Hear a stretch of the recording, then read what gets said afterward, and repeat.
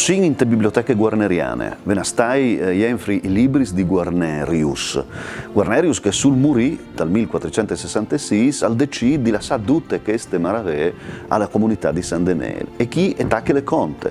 Perché i signori di San Denel attribuiscono a tre cramars, anzi due cramars e un tieliar, il compito di avvisare a San Gial in Tebadie un grande amico di Guarneri, Adelmus Salvaticus, che saressi io più in chiaro che in vues, e che è il fradi di Michele Salvaticus, esistut veramente, il grand copista guarneriano, per portare le notizie dalla morte.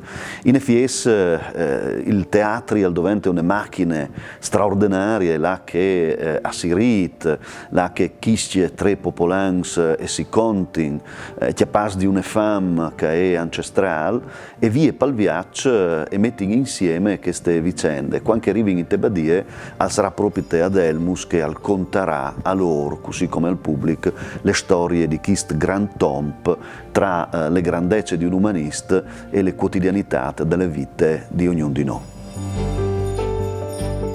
E quale situazione migliore che San Denel per fare Guarnerius? Guarnerius, sì, alla fratta e ogni chi viene La Guarneriana. La Guarneriana, una biblioteca straordinaria. Noi contiamo queste storie, sì. La storia di Guarnerio d'Artegna, ambientato proprio dall'anno 1466, l'anno della morte.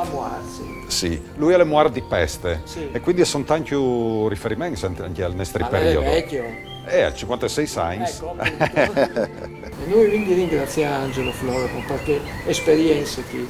Sì. Una perché grazie al suo apporto tante interus domande e spettacoli. Tante interus. Sì. Sei contento? E alle merite, sicuramente, anche di 40 anni di attività su questo territorio. Sì, ci volevi tu dici? Lui è disca le mie che di tanti monati. È giusto, è bravo.